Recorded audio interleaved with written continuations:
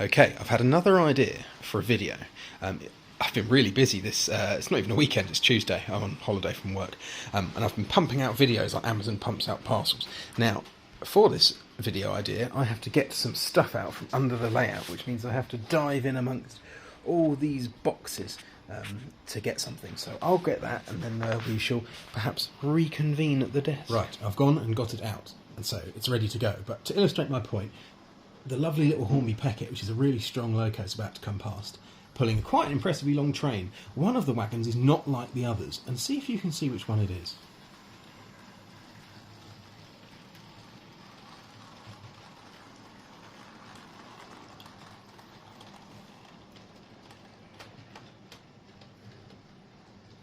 Well, that's the full train that's gone past, and I don't know if you were able to spot which one it was, but when it comes back past, we'll pull it out of the rake. Now, there were some in there that were triang, and there were some in there that were tankers. I don't mean anything on that kind of level. Maybe on a form level, one of these things is not like the others. So I'm going to show you what that is now. And to do that, I'm going to very unprofessionally just pull this loco off the track, which you should never do. Just disconnect that. Lovely. Pop that over here. Now, this is the full train, and the one that's not like the others, I don't know if you were able to tell, is this box fan in the middle. So let's pull this out and have a little look. Now, it's quite light. So the brands we have here, because I do know most of them: Hornby mainline, Hornby, that's Lima, that's Hornby triang. This is ratio. This I built myself from a kit. I think this kit came in a mystery box, but I think this is a really nice looking wagon, and I love box vans. It's really, for some reason, despite how I love them, this is the only one I have. In today's video, we are going to attempt to build another kit-built wagon.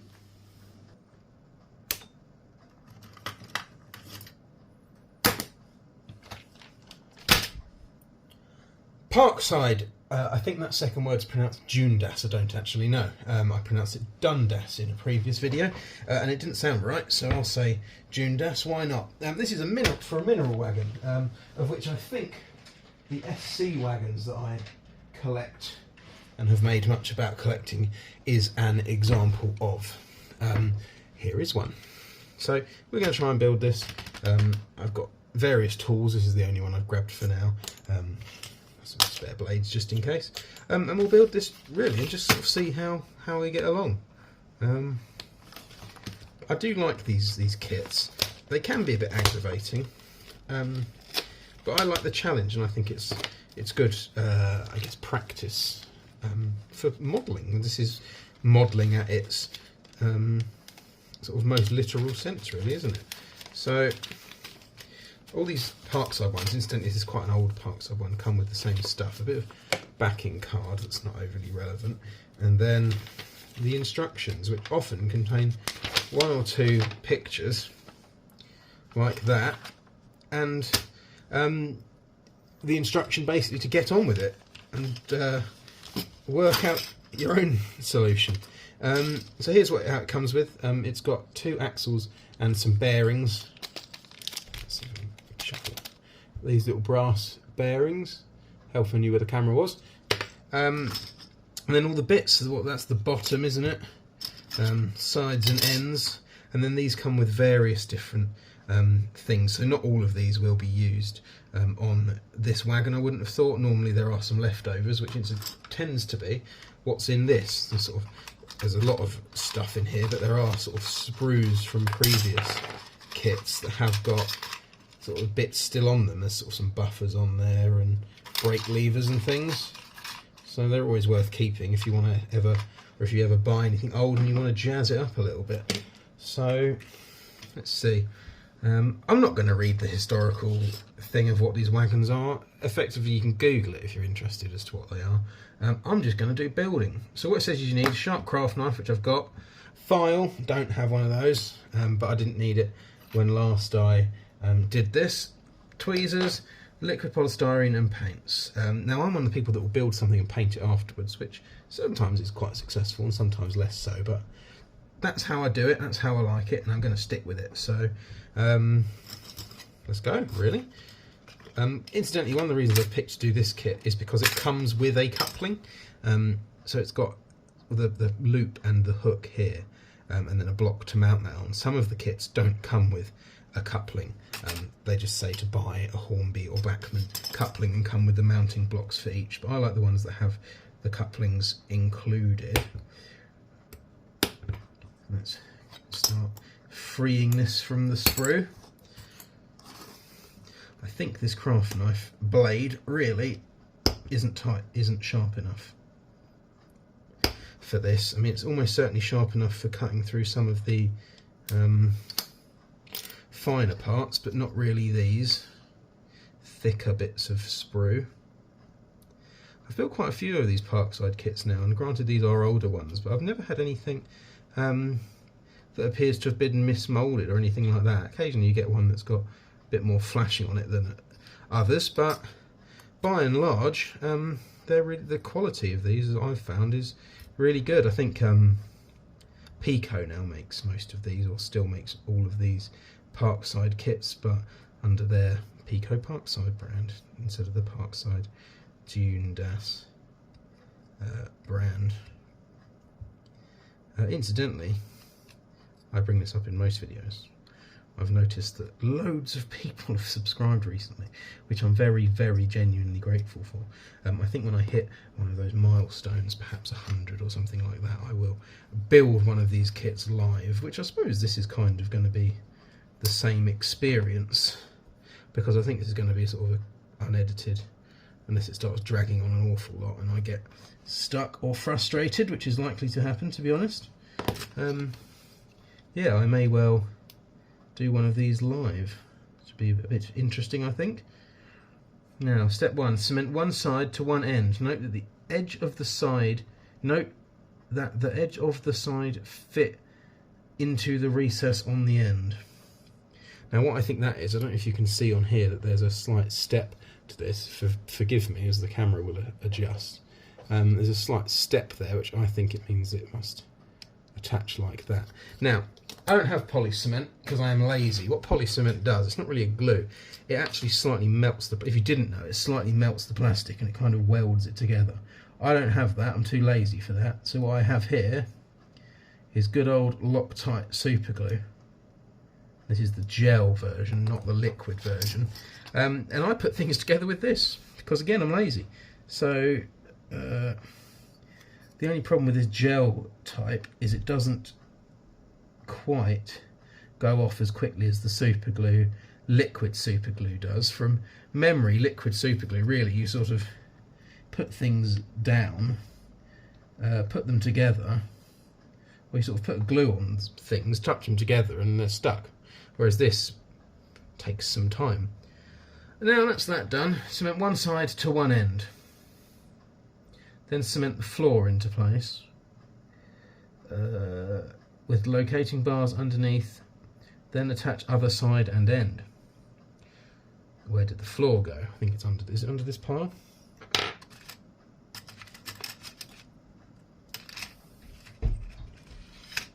My dog is coming. So it says with the locating bars on underneath, that will be these, and that will be to do with when you cement the sole bars in. So this kit here, this kit is supplied with Romford wheels, machined wheels, very nice. We can exchange these for Kane McGibb 00 EM or 18.83 wheels, subject to availability. An availability which I think is going to be quite low because Parkside Dundas isn't in business anymore. So I think, to be honest, you're unlikely to get those if you want them, but there was a way of doing it, and maybe the Pico kits you can still do the same. But to be honest, with Pico being a sort of 400 manufacturer, maybe you're more likely to just stick with 00. Now, there are benefits to kit building wagons, as I now attempt to gently dab some glue on to attach the floor.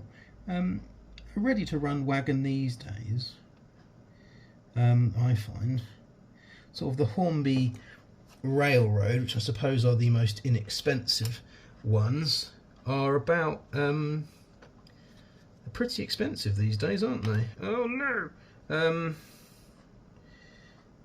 Sort of a Hornby Railroad wagon coming for £15–20 maybe, and a sort of a nice bit of rolling stock really can be sort of a rapido rolling stocks, and the some backman stuff's coming on for just ludicrous money these days, isn't it? It's sort of £50–60, and I don't have that kind of money to spend on this hobby, and nor do I have the desire to spend that sort of money on this hobby, to be honest. I have other things to pay for, like a dog and motorbikes. Annoyingly, the floor has to glue in, like, not where I've put the glue. So maybe the thing to do is now to glue these two together. This, say, is the downside of this gel super glue. You're now experiencing it. Sometimes, what I might do actually is cut this video about, just so it's got drying time. I might do sort of glue these bits together, pause that, come back in 20 minutes, and do the next stage. And maybe we'll see if we can actually do the whole thing in one day, unlike my usual efforts, which can take many days, or take over many days.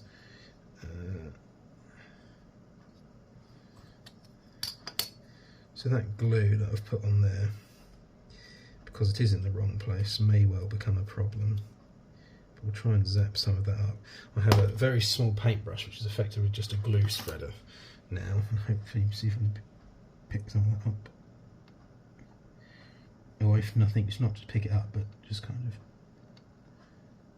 brush it so there aren't any beads.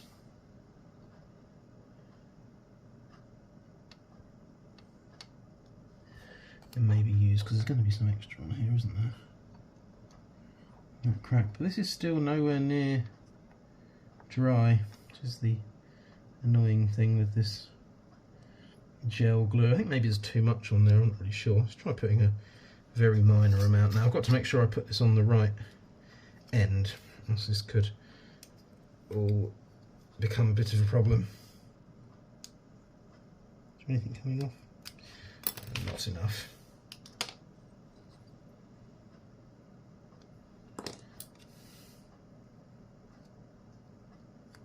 Let's put a very small amount on that one. I want to see if that makes it any quicker.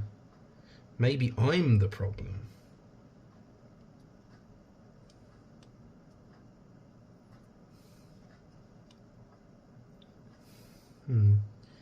Side doesn't seem to be fitting together anywhere near as nicely. Bollocks.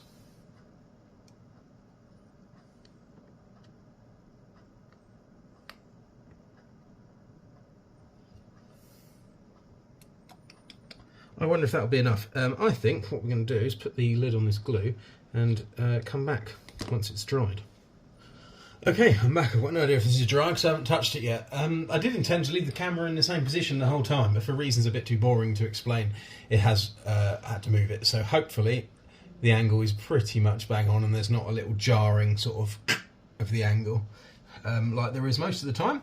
So let's see how this has gone. That one's alright. That's a bit loose, but it's probably alright actually. Now, cement one side of the end. Note that the edge of the side fit into the recess of one. And cement the floor into place. Now, having had a look at that, I think that the floor doesn't, as it might first appear, rest up there. Does sit inside, which makes me wonder what's the best way of doing this. Obviously we're going to try, I think, and just bead. Well, if I sort of use the light, I can see if there's glue applied well enough.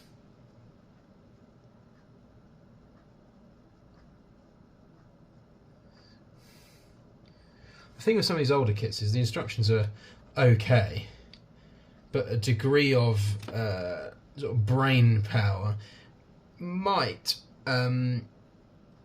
sort of point to you that there's a better way of doing things.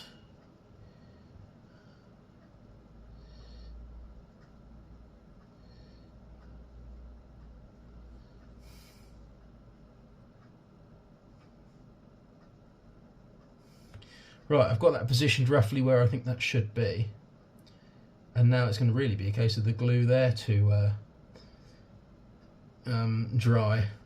It's annoying if it's not drying quicker because I could be doing other things. I mean, I have an end too that needs a bit of looking at, which is going to be another video. But I mean, it could have been doing two at the same time. But now that's there and doing, I don't really want to touch it.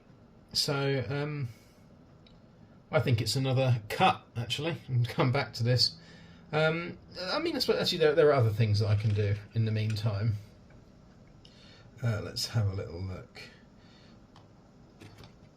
Move that. Let's just try and shuffle this.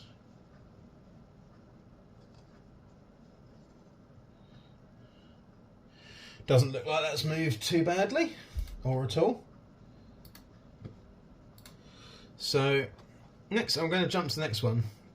Installing some brass bearings into these sole bars, or axle boxes rather. Let's cut that off.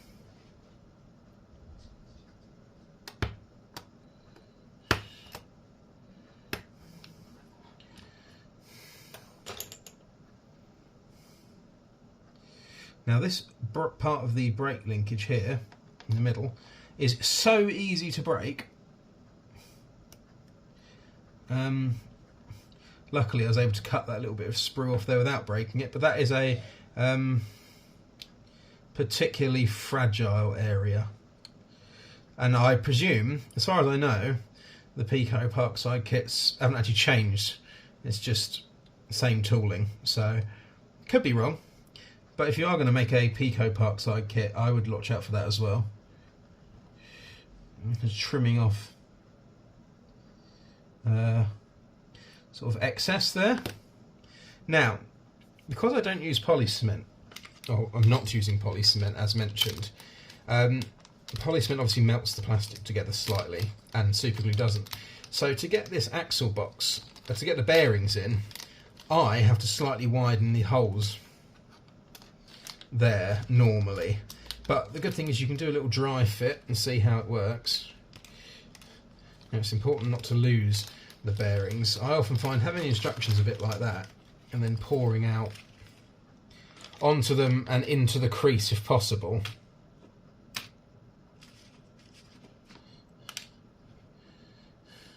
So if you have a look, let's see if this fits. I don't think it's going to.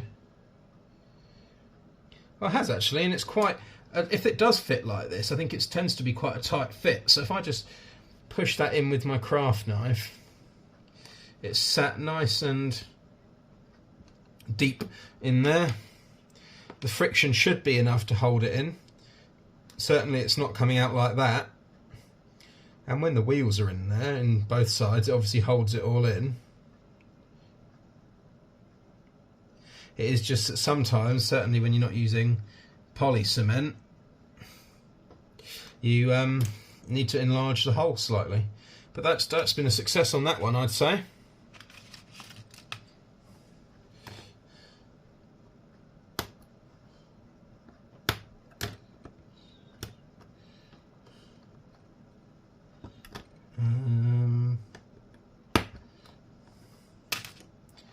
So here we go, same again.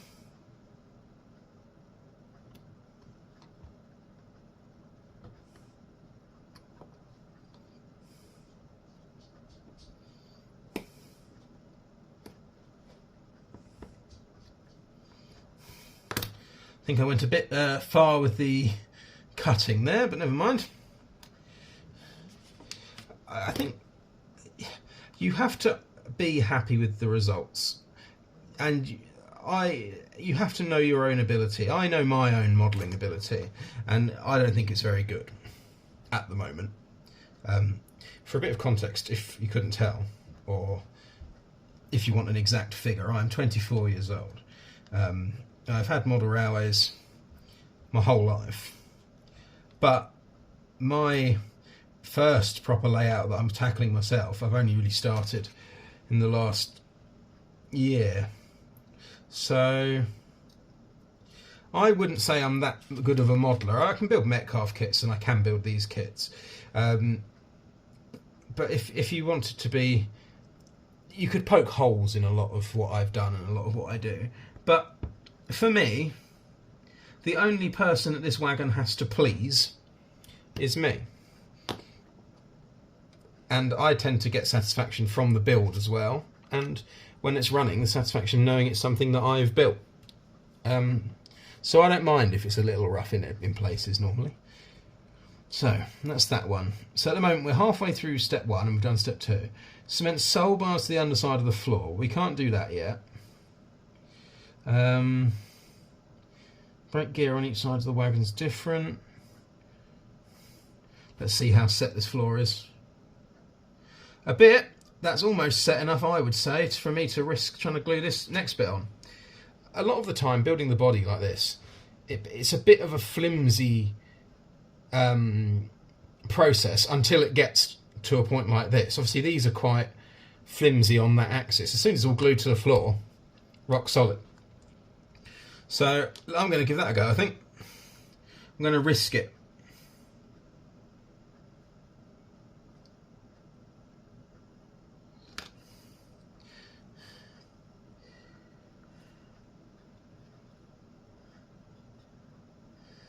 And I think often when gluing like this,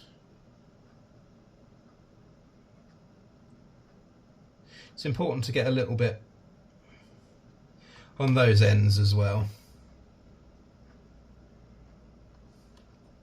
Although perhaps not as big of a glob as I've put there.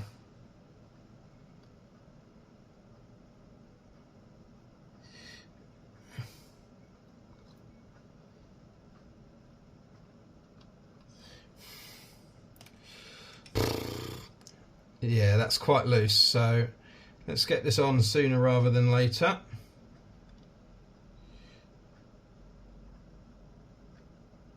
I think that kind of experiment I had of not using a lot of glue was not overly successful, but hopefully if it all sticks to the floor, shouldn't matter.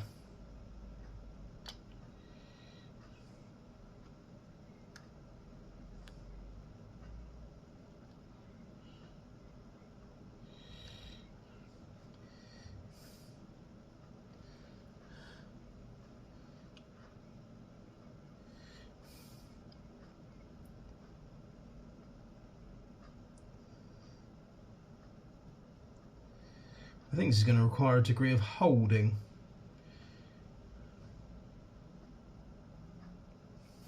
I do apologise, this is not riveting viewing. I would try and supply some witticisms, but sometimes they fail me. But that's looking okay. I'm trying to work out if that's moving. Well, I don't think it is. I'm trying to work out if this is sort of ever so slightly at the bottom, but I don't think it is. This is another cut moment because that has to be pretty secure to glue all the rest of the underside onto it. So I'm going to let that dry and we'll come back and have a look after. Okay, back again. Let's have some time to think about drying. Let's sit on my desk. Sit on my desk? No, I don't think so. Sit on my chair and wheel up to the desk. So, let's just have a quick check.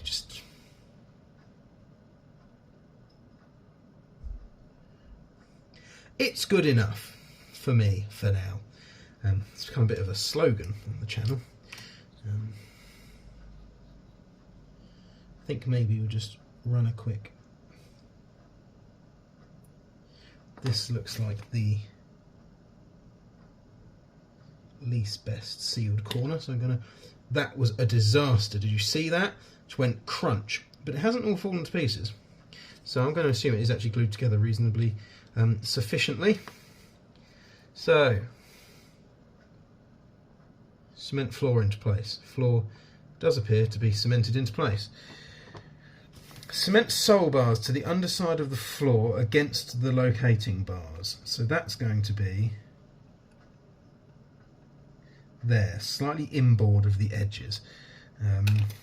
Oops. And now I'm just going to test fit this, like by posing these. Oh, I'm going to give it a go.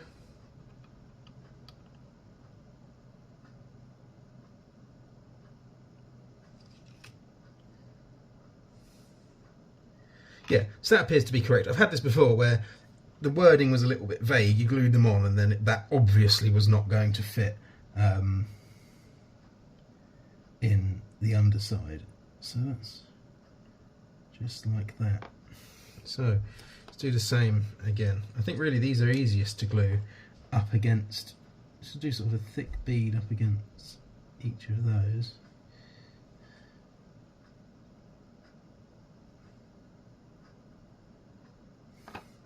And then I'll use my little glue spreading former brush just to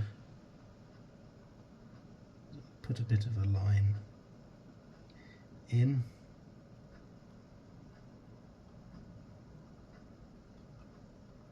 Try and get that bit out of the way.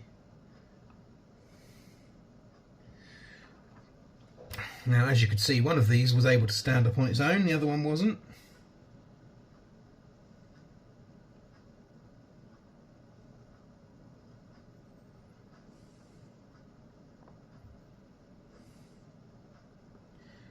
That still has an ejector pin mark on it, which I'm going to have to shave off because it wasn't sitting right. Should definitely have spotted that before. Oh well, looks like no permanent damage done. But just where that ejector pin was, it was just preventing it from sitting straight. I think this one. Oh, I was about to say this one. I've already done the ejector pin on, but I actually haven't, which is interesting. I was fairly sure I had. So I'll come up with an excuse in a minute as to why I hadn't done that. I don't think I noticed it. Just give it that a go. You can just all believe that that's the why.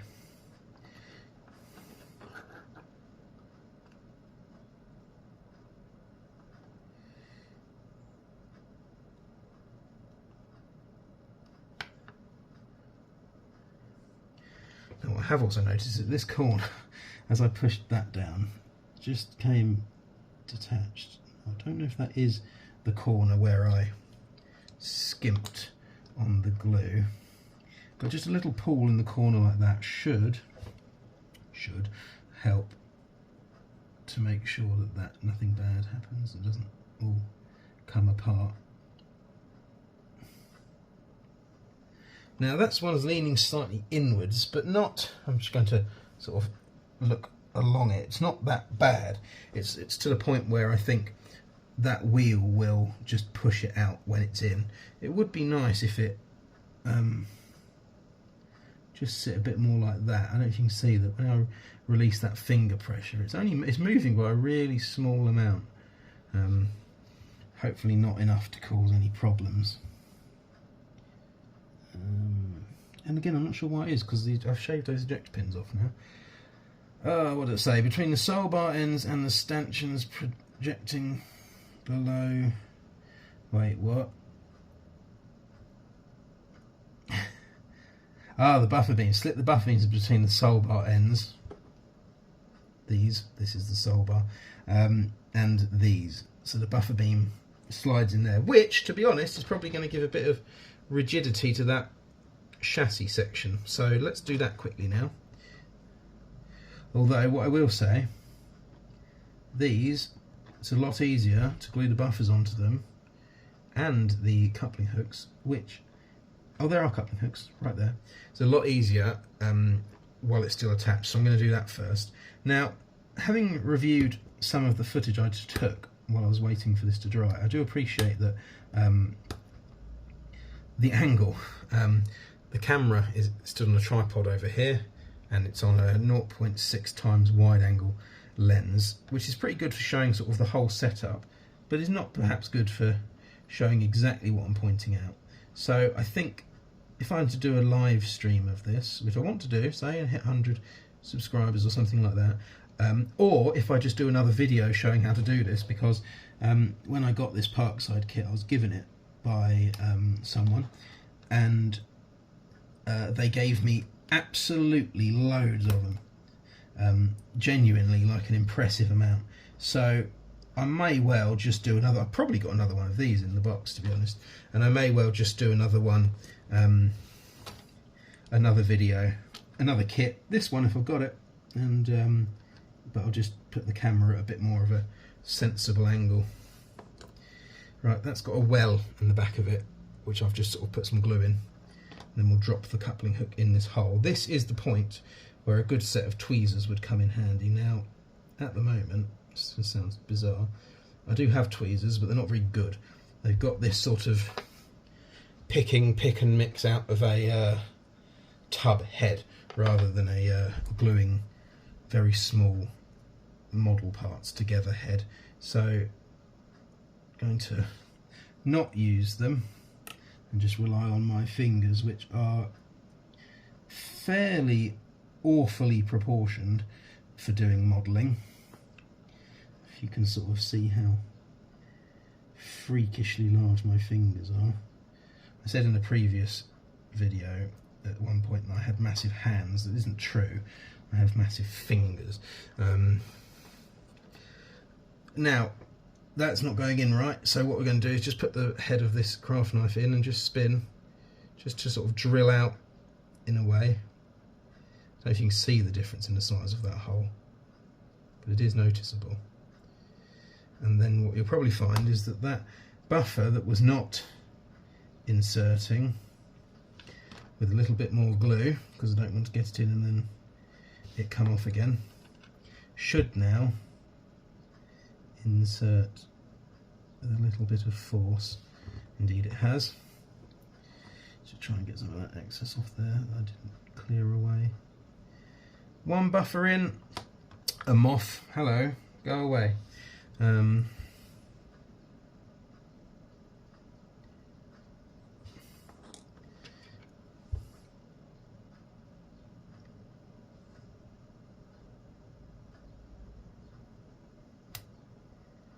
Uh-oh, that could be a problem. Right, well that buffer has broken, which is annoying, but that's where this comes in. So I may not have an exact match. There's two buffers on here. Some of the kits you get options, a couple of different types of buffer depending on the area you're building it. And therefore you have some buffers left over. Now I don't think these are the same size, I think they are slightly bigger. They are slightly bigger, but actually I've got a better idea. What I'm going to do, because those two are slightly bigger but they are a matched pair, you are less likely to notice that one is wrong, or some are wrong, if they are on a different end. So I'm going to take this one, which is notionally for the other buffer beam, and attach it to this one that I'm currently gluing. And then what I'm going to do is put both of those ones that are too big on the other end. So when you look at one end you'll see a matched pair, when you look at the other end you'll see a matched pair, and very rarely would you have a wagon in a position where you would notice that they weren't the same sizes on both ends. Now the sizes of the two here they're pretty close,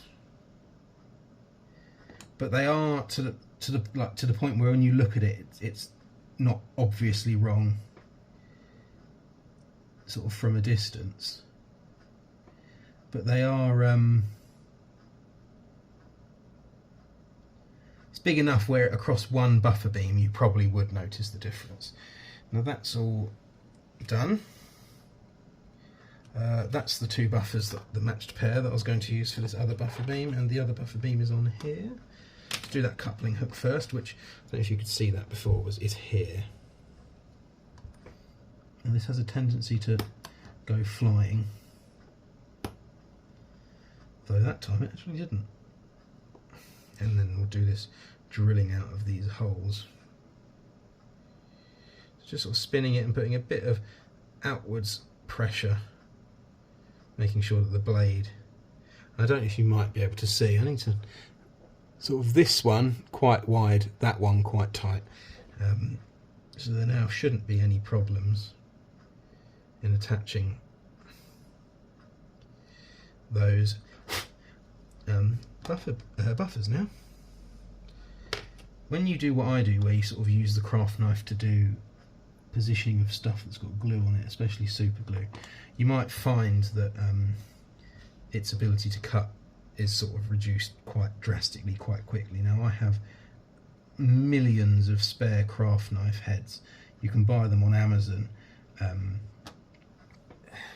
There was a box here. You can buy these on Amazon, a box of 5 of these, which have 5 in them. This is 2 I've put together, for £7, I think.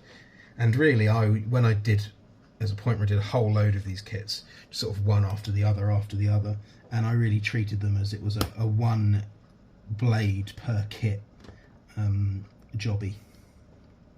So maybe that's something to think about. And that, again, I suppose, is an argument against using a really expensive craft knife, or maybe even just a really expensive craft knife blade for sort of this application. It only needs to be sharp to cut a very limited amount of things on these kits. I only need each blade to cut a couple of bits of sprue, and then it can go in the bin. Now these buffers are, these actual buffer shanks are quite a bit bigger than on the other Wagon, I think, so they might get them to position all right, but they're not going to push down as far, so they might look a little odd, but hopefully not that noticeable. And again, if it is that noticeable, I don't overly care, to be honest. It's my railway, I'll run what I like is particularly important, but I think my railway is sort of preservation era themed, I suppose, and I would imagine that sometimes exact replacements aren't available, so you just sort of do your best, of which this is it.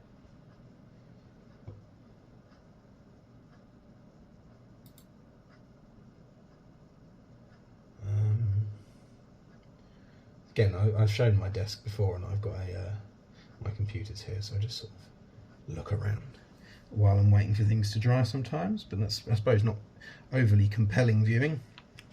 This was the one I did first. If it was dry enough, just to get in place.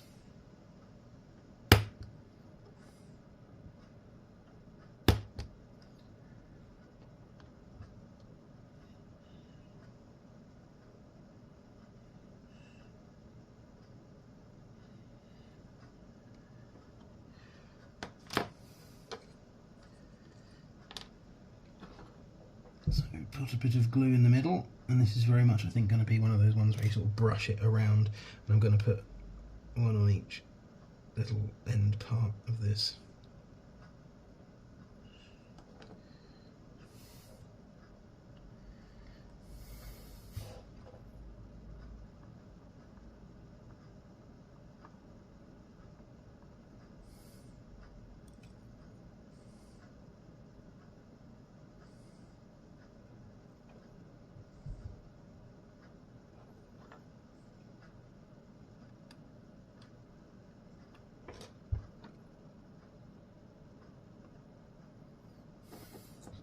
That's satisfying.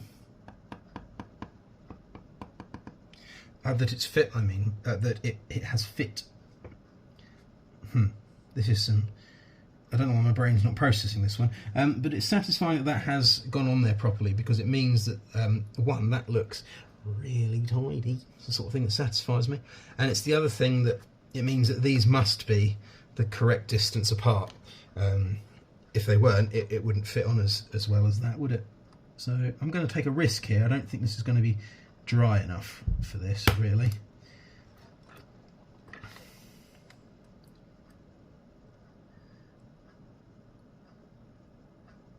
But the length of time that this is potentially going to take is one of the things that makes me think this would be quite a good video to do as a live stream format, because then I could have my PC open and you could ask questions. Could be a bit of a Q&A about life, modelling, anything really.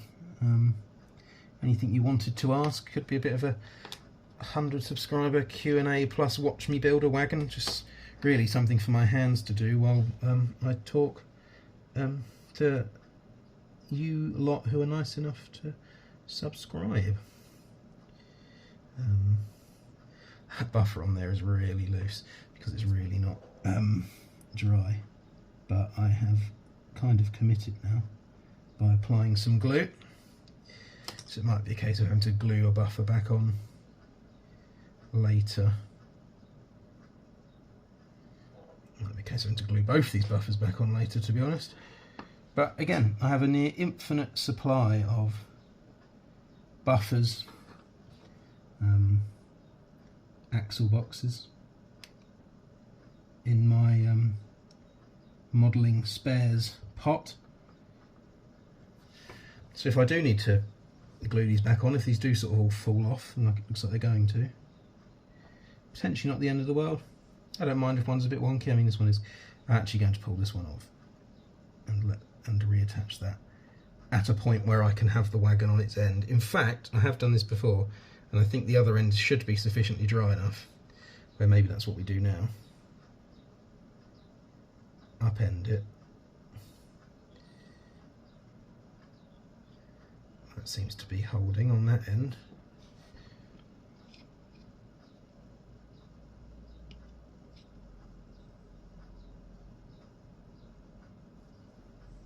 Those buffers are holding, and those ones will now glue straight with it resting up against my vertical incense burner. So I'm going to do another cut, let that all dry, come back, and then when I do come back, it's not really that much more, I don't think. Insert the wheels, and then assemble the brake gear, and then build the couplings. So, yeah, back once that's sorted. Okay, back again. It's saying to note that the brake parts are different on each side, without really going much further into it than that. So you've just got to look at these pictures and find the right parts.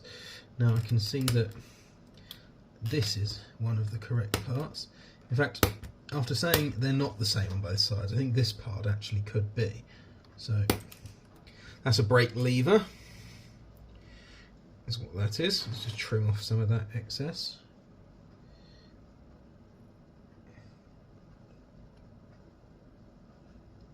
Good thing that knife's not that sharp. It's at the end of my finger. Okay, there's one, and then so it's got a standard double movement on that one. So let's have a look at what parts we've got here.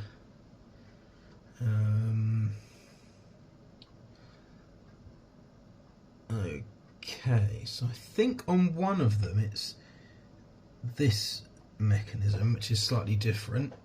Yeah, so that's a different version of the brake lever for the other side.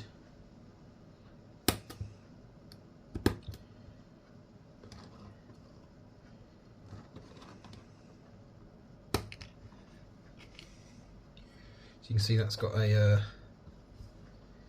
arrangement on it.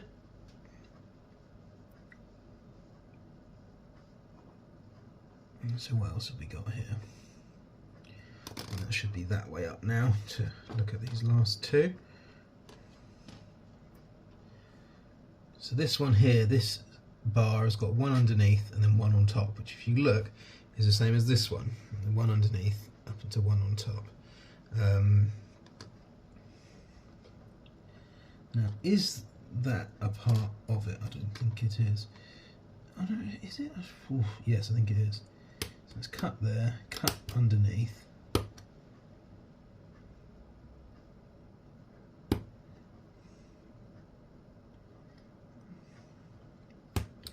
Cut through here. Often that part is used to position it underneath. So this one, with the one that's under and then the one that's over, is for use with this one, and that's supposed to sit, that sits on there like that, and then this glues to the wagon, as I assume this small triangle does. So this is the other one.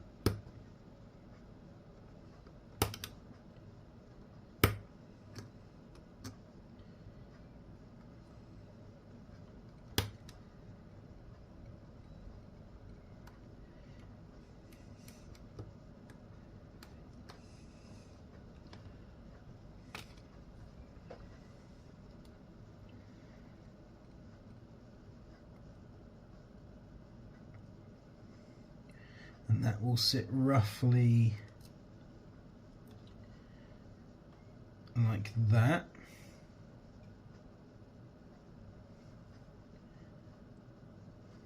Like that. So those are roughly the two which will glue onto here once, but there's no point rushing. We'll leave that stood as long as we can. But let's see if there's anything we can jump across to. Something to do with the door springs, which I think are these. Let's assemble the couplings. So to do that, you need these blocks. This is a mounting block for a Hornby coupling or a Hornby type coupling. And if you want to actually use the coupling they provide, it's these 3 parts here. Now I think a lot of people really probably don't use these because the couplings aren't the best, and indeed I've glued most of them shut, so a lot of mine just have the loop, and therefore you obviously have to use something that has a hook to attach to it. But it is possible to assemble them without doing that. Which is what this was going to be an attempt of.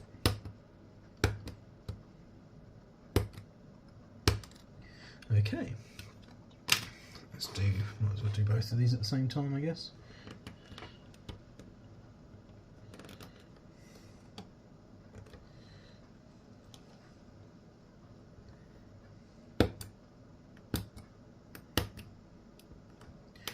Now I actually really like these the size of these couplings. They're quite narrow, which compared with a lot of sort of stuff of the era was obviously a lot wider than these. Now, so move that. These I often find are unhelpful, the way that they are positioned. That is the correct way for it to attach. So the hook goes this way of the block. Let's cut off a bit of that ejector pin, and then the whole idea is that you just slot this hook into there and then attach that by means of these 2 holes. There's 2 holes on the mounting block, there's 2 stubs on the block and 2 holes in this, but invariably they don't line up properly, so a slight bit of drilling out. But these holes on this are really close to the edge, so it is quite easy to blow out the edge, which you want to avoid if you can. Let's see if that's any better. Yes, although it's not going to stay done up, and I've dropped the hook. Well, there it is. I'm actually quite lucky that the chair didn't roll over that. So let's pop that down on here. Now this is obviously where you can see how these end up getting glued, sort of locked. Pop that on there like that.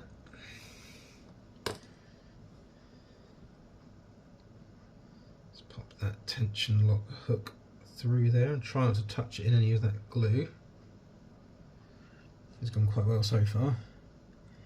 And then, oops. And then, really, you have to then throw this block on. But the problem is, really, and this is where they get glued shut, is that as soon as you pop this block on, it squeezes excess glue. If there is any, which if you're me, there always is. Which I think tends to come into contact with the back of where the hook attaches. I make everything look so difficult. Well, that's ish lined up, and now it's just going to be a case of waiting for that to get a bit of tack. Balls.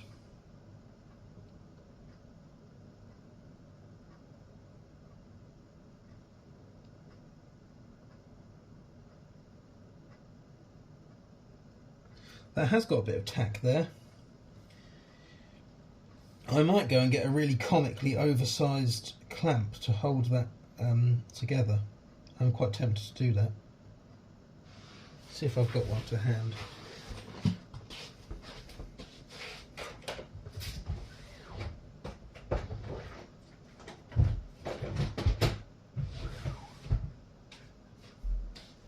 can buy clamps for modelling, and this is not one of them. There's a clamp for doing things with wood.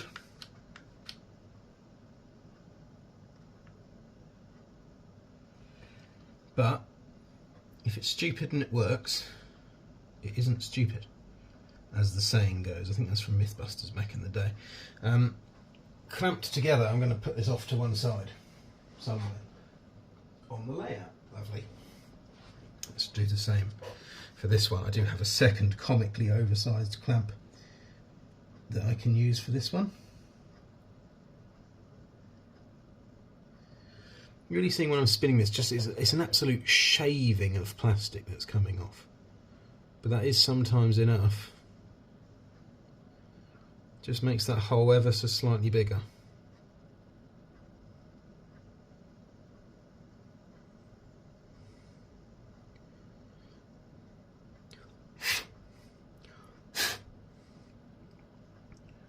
Trying to get rid of this excess. There seems to be a bit of excess on here for some reason. Lovely. Ejector pin off.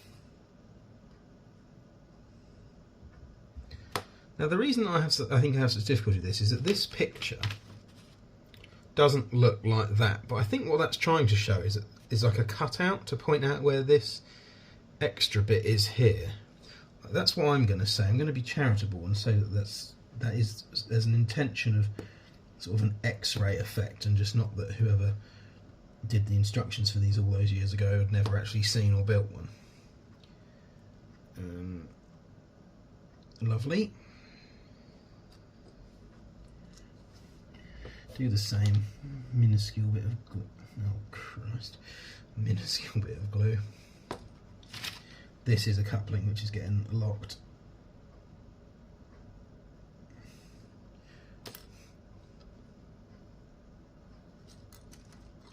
I like doing showing. Really, I could pause there and cut and dig another coupling out of that spares box and put it together. But I'm human, and I like showing that this isn't all just really easy and plain sailing. I guess there is a degree of I don't know if it's trial and error, but there is a degree of sort of work involved, and making mistakes are okay. I think that's an important lesson, I guess. Making mistakes are okay, or is okay. So, coupling hooks are now gluing. Really, once these have sorted out, all that's left to do is add the wheels to that, assemble these bits of brake gear to it, and then it's good to go. It needs a bit of painting, which we'll do as well, because that's good to show. What I think I'm going to do is go and find another comically oversized clamp for this, although actually I might not, because that seems to have held quite well. Yeah, so I'm just going to leave that there. Time for another cut, because glue waiting drying time, and then when we come back it's going to be a case of attaching the brake rigging, or the braking gear, these door springs, which are very little detail parts, which I potentially might not bother with, because that's the sort of thing that I tend to avoid doing. But yeah, that's going well so far. So another cut, and then we'll come back once that's all dried. Okay, back again. I think I'm going to brave assembling the brake gear on this one. The couplings are drying still, and they're not quite done, so just put those off to one side. The other one is still in the comically oversized clamp. But the buffers are now fairly secure. They will slightly move, I think, but it's secure enough. The whole thing now is secure enough for me to feel comfortable sort of handling it. It's looking really nice, I think, at the moment, so hopefully you have no tragic accidents between now and sort of when assembly is fully done. So got the first of the brake gears to assemble, and that normally just glues in like that, yeah, behind that all.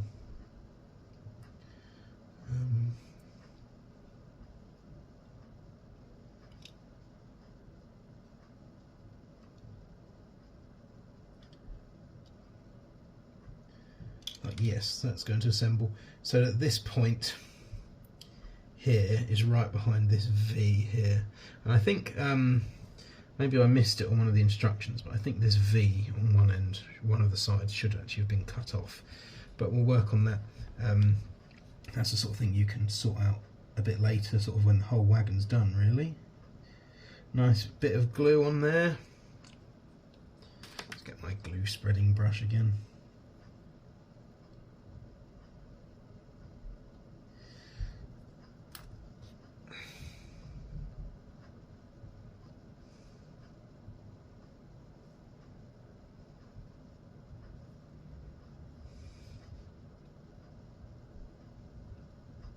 So it's got the glue on, and what I'm going to do is I'm going to use my knife just to get this positioned correctly, so to push it back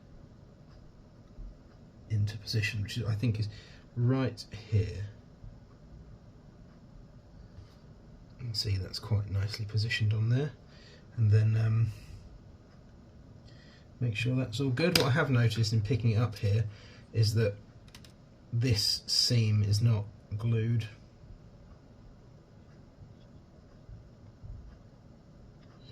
So, nice big bit of glue on there, I think. Perhaps even run a bit up the outside.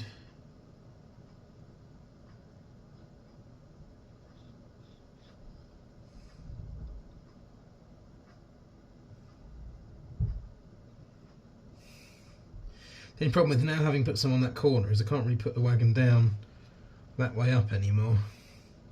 I think I might have to wipe a little bit of that off, really. Let's get the other bit of brake gear into place, the core part. And I'm going to try and keep hold of. There's only really a minimal amount of excess glue on the brush, but it's worth trying to get as much of it off as we can, I guess. We're not made of money. Those two little knobs of glue should really be enough, actually. I know I put quite a quantity on the other side. It really seems to be a bit pointless, to be honest. So let's pop this into place. Again, we'll use the craft knife to line it up as best I can. Although, to be honest, without tooting my own horn that much, that was pretty well placed, sort of straight off the bat. So they're both now gluing into place, and they should be sufficiently clear of the wheels when they get inserted in. This really is the first time I've held the wagon up close to the camera, isn't it? So let's have a little look at it. It's looking really nice. Yeah, this side, if you can look sort of straight down, it is slightly sort of bent in, but that hopefully shouldn't be too much of a problem when the wheels are in place, I'm hoping. But yeah, I think that's looking really nice. Other comments? Maybe are the buffer beams ever so slightly too far one way? I'm not really sure. Maybe it's an illusion. I think it is, actually. Just looked like the coupling hook wasn't completely centre. I like this. This is a nice deep wagon. I think it is actually bigger than the SC wagons that I like so much. No, I don't think it is, actually. Maybe it just, something about it looks a bit bigger, but no, it is the same, isn't it? We'll probably make a load for this as well, but that's good to go. And it's going to be another pause moment while all that dries, and then really it's on to the outside of the brake gear, although I suppose we could actually do that on one side while that glue on the top dries. Hopefully that will all hold. Which side had the most glue put on it? I think it was this one, so that should be the one that holds. Let's see, what one's this supposed to have? So this has got the underside and then the top, so it's got that and then that, so this should have this bit of brake equipment on it.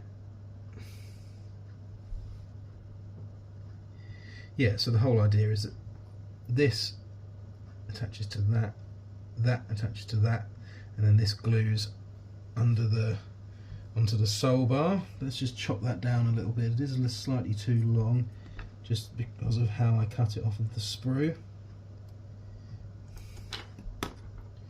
It really is sort of separately fitted details like these that set, or that can set, depending on how talented the person assembling them is, these wagons apart from like an off-the-shelf wagon, because oftentimes you really don't get this level of detail on an off-the-shelf wagon. Let's drop this into place and line up the two most important parts first, which being that, and then this should just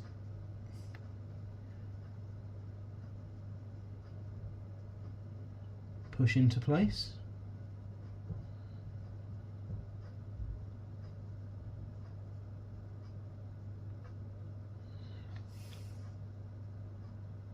That all looks pretty good. It's time to have another pause and let the glue dry moment. So we'll come back, we'll do the other side, put the couplings on at that same point, and then really it's just going to be a case of waiting, slapping the wheels in, and then it's good to go. I think painting it might be a separate video, because this one's getting really long, but we'll work that one out. So let's come back when that next lot's dry. Okay, time to glue on the brakes, the brake lever on the other side, which is going to be a bit simpler, you would imagine, because it only attaches to 1 point, not 2, like the one on this side did.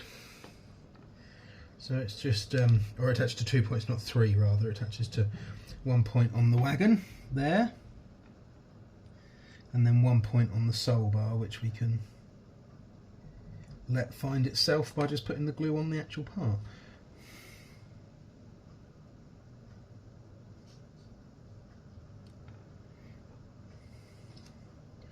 Use the knife just to find the proper position.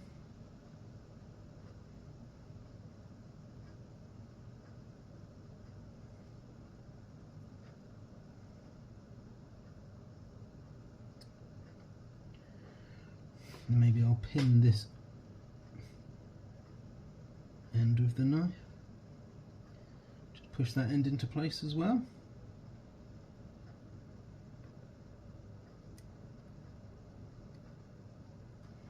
This might be the kind of thing where you glue one end, wait till that end dries, and then glue the other end down, because there should be a slight bend. In real life there's a slight bend in that part, which is not replicating at the moment, but it is obviously capable of bending. Let's get the coupling out of the comically large set of grips.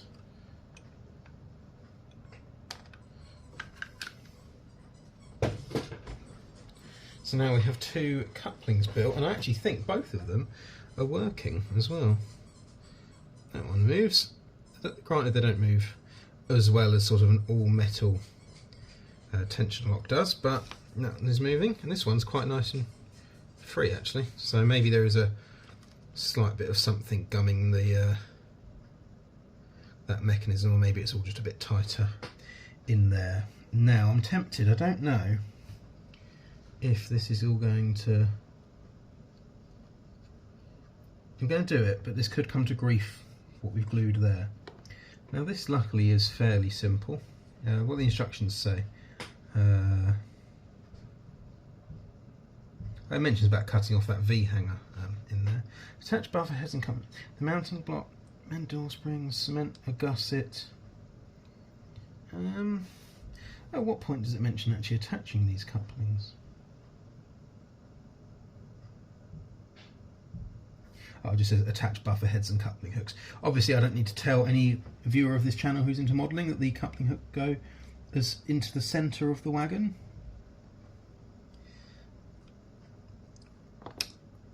So just a nice bit of glue.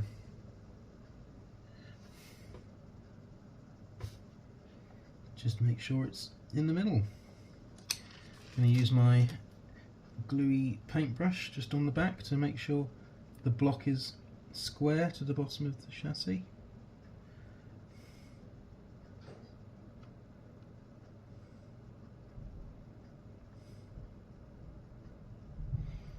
Now it does appear that that one could be being blocked by something, perhaps an ejector pin mark, but oh well. Yes, that one's sitting forwarder and straighter, which is pleasing. That one seems to be having some sort of problem. There's some excess is pushed out, so I'm going to use my horrible brush just to kind of run around the edge. And those are the coupling blocks on. So the brake gear is all attached. The coupling hooks are on. So really it is just a case now of adding, there's the door springs, which are minor bits of detail, which we'll add. We will add one of those to each side, I think.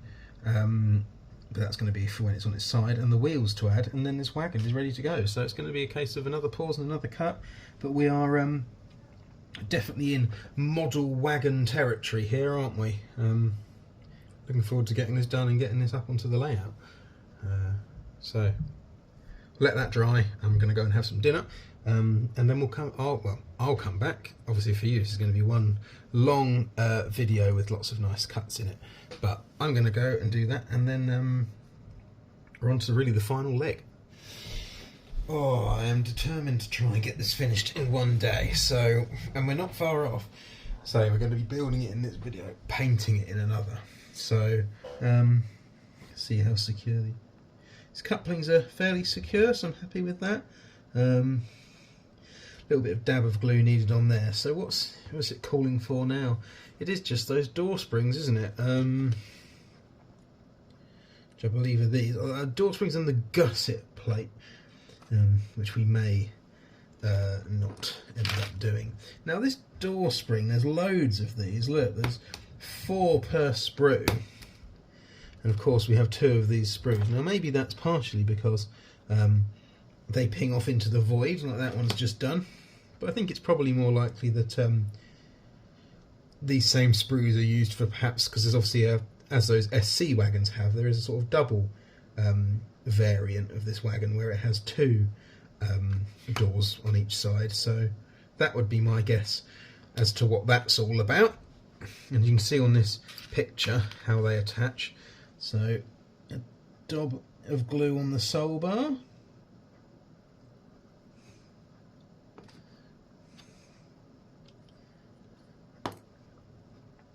Let's see, trim a bit of excess off the top of this just to make sure it does fit properly. Bonzer, and then let's pop that up into there. Now, what way up is it? It is the right way up. It's just going to be a case of getting it positioned properly.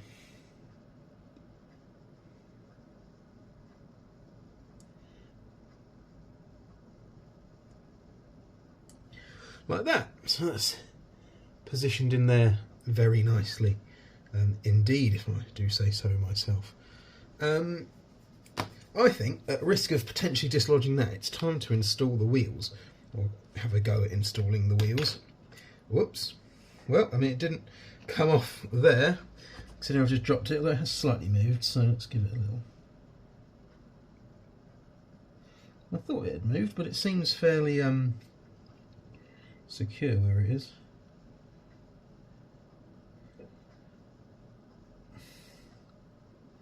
I think that had kind of secured there, and I've just moved it, so maybe that wasn't the best idea I've ever had.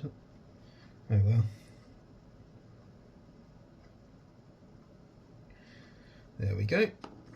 That will do. Now this is always a tense part, I find, because this is obviously all glued, but you don't want to, you need to sort of very gently move both of these sides a bit instead of moving one as far as it will go to put the wheel set in, because they can just come off. I have had that happen at this stage, and it is incredibly frustrating. They are in there and they are spinning. I won't say they spin overly freely, but then obviously there were issues with fitment of one of these parts, wasn't there? Having said that, I know the idea behind free rolling stock is good, but rolling stock is never actually just sort of, it's always pulled by something. I understand that if they have less drag, then a given loco can pull more. I do understand that, but I don't think it's the end of the world when a wheel set doesn't move that freely. Now this one's actually better. That sort of, it still rolls. This one is not that free. But I would say that this here is undeniably a 21-ton mineral wagon. If I get the Hornby one I've been using to compare,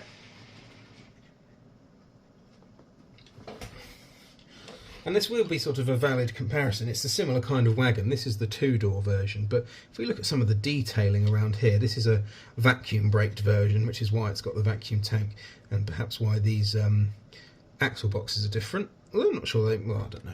But there's this brake hanger, and there's like the double brake hanger on that side, and indeed there's a double brake hanger on this side. So there's that bar that we've glued on into that and that. And if we just look at the detail in here, with all this being separately fitted equipment, I think this just looks absolutely fantastic compared to this here. Certainly the chassis detail is just pales in comparison to this, doesn't it?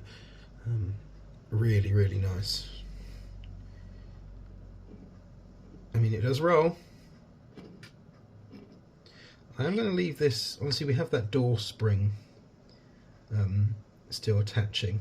What I am going to do is I'm going to just add a dollop of this in each corner of the underframe, just because where those wheels have now been added, it's obviously causing a bit of outward pressure on all those bars, and I really don't want anything to pop open. I'm also going to add a dollop of glue to the corners on the inside, just to make sure everything holds lovely.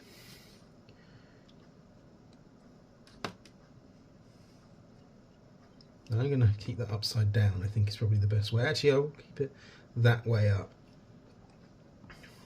While we're here, because I don't want to do, we've done so much on video, and I really appreciate if anyone has watched this far, because I've been looking at each individual section after I filmed it, thinking this wasn't going to be a particularly long video.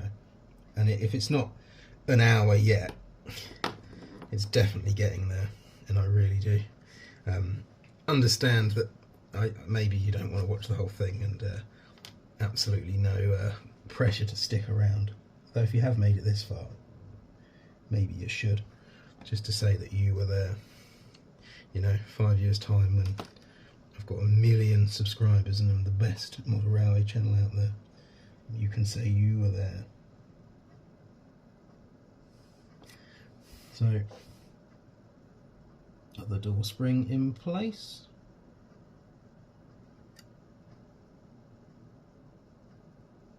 Lovely. 2 door springs in place, wheels in place. They look relatively straight and true. I am going to put this up this way actually to dry. Should hold.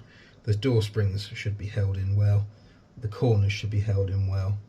I am not going to add these corner gusset pieces that it mentions, simply because just looking at the corners I can't really work out how they're supposed to go, and also they're not actually, there's not that much detail on them, so I don't really see, to be honest, what that's going to add. Oh, that's how they fit. So they add sort of a, so it's not as sharp a couple of corners there. I wonder if it's worth fitting one, just thinking. That, it almost looks beyond me. No, I don't think I'm going to add those. I don't think that's overly important for for the standard of model that I am happy with and the standard of modelling that I am happy to do. I think this is going to frustrate me potentially more than it will make that wagon look better. So if you want to see how to do that, you're going to have to find another video of someone building this and sit through another hour of waffle. But that's together. I'm going to sit here and let this glue. Now, I didn't want to do this whole thing in one day, but I am going to let this glue overnight just to make sure everything in there is nice and solid. Tomorrow morning, chuck it on the layout, chuck it in a train, and see how that goes. And then we can do a future video painting it up. I'm half tempted to try and paint it like one of these, but I have a feeling maybe this will be for my industrial inglenook with my sort of Victory. Maybe I'll give it a fairly plain all over grey or something like that. But yeah, I'm really happy with this actually. I've built a couple of these kits, like at the ratio van I showed at the start, which I'm really happy with, and I've built a couple of these that I've never shown on the channel because they're so poor. But this, to me, is looking really good. There's minimal visible glue. I haven't snapped any of the fine details on any of the parts, which is something that I quite commonly do. I'm really happy with this, and we'll do another video, we paint it up, make a load. But now all that's really left to do for this wagon is dry and on the layout, so we'll do that next. It is the next day, and I've had a change of heart. For completeness' sake, we are going to add these very small sort of end parts, the gusset plates, go between the body and the sole bar. So you have 6 on a sprue. There's obviously 2 sprues, and you only need 4 for the whole wagon. So I'm assuming that this has quite a high failure rate, I guess. So we'll just have to see. There are all 4 cut out, very small. My dog is yawning in the background. That's 1, just trimming off any excess flashing. That one doesn't really seem to have any, which it has a little bit on the one side.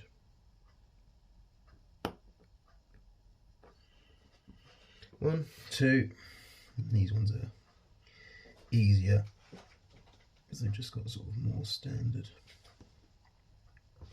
flashing, I think. And again,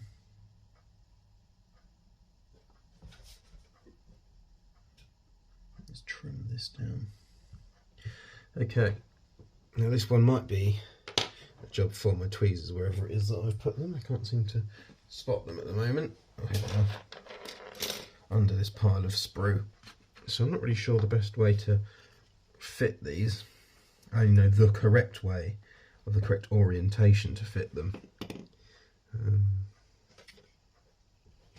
Is like that, and it goes between the sole bar and the body. I think this is going to be a trial one in this corner.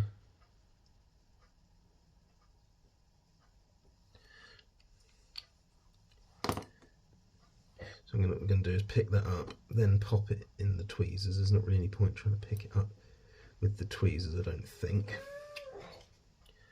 Pick the wagon up itself.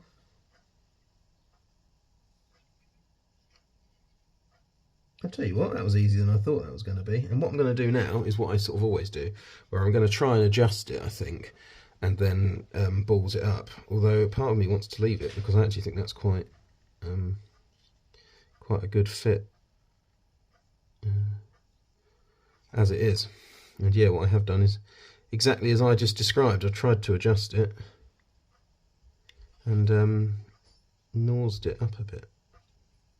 That will do. It's not quite straight, but as just a very small detail,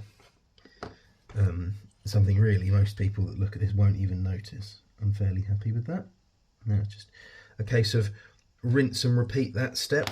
In terms of building this wagon, I've actually quite enjoyed it, in the sense of there's not been that much repetition. Some of them, sounds a bit weird to say, some of them it's really a case of doing the same thing over and over again, whereas this one sort of hasn't been.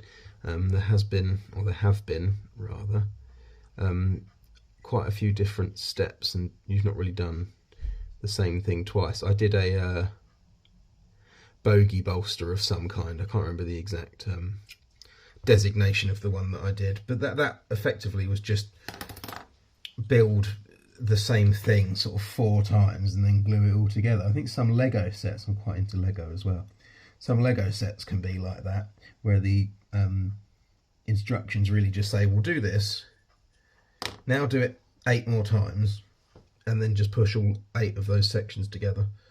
And I don't find that overly interesting, I suppose. Get this one as well. Now this here is one of the advantages of the gel type of super glue, because as you can see, I'm fitting this by simply, the glue is sort of sticky enough where it will hold the part sort of its own volition. If this was the liquid super glue, I would be having to sort of hold this while it glued. And indeed, although the correct glue that you're supposed to use is the sort of poly cement kind of glue, that too, that has a curing time, or sort of a working time, whereby you're supposed to keep contact, whereas for this gel type I can just do as I have done there, and they're all holding in the glue, and let that dry. So that is the last step now. So the next video you're going to see, it will be from a different angle, and it will be on the layout, and we'll give it a run. Well, it's down there on the layout. I've set up a train of all the kit built wagons I've done so far. There's a couple of kit builds and a couple of sort of kit bashes, but it's performing absolutely faultlessly in that train. The wheels are spinning nicely, which I think on some of these other wagons they don't spin that well because of a little offset, I guess, in the axle boxes. But here we can see another kit build, the other kit build, this one that I made from an old chassis in an alternative video, kit, the kit we've just built, another kit, and then this one here, which is effectively a bash of an old Triang tanker wagon chassis, and then a more modern Hornby Conflat A container, and I've just sort of filed down the lugs and fit that on there, because effectively I had the container and not the wagon, and I had the wagon chassis, and that was it. And I would rather, it's not correct at all, but I would rather have something to run than 2 things that just sit in a drawer and don't get run. So here you can see it's performing really well. It sits on the track as you would expect from a normal wagon. There is an almost slight bit of rocking. It's as if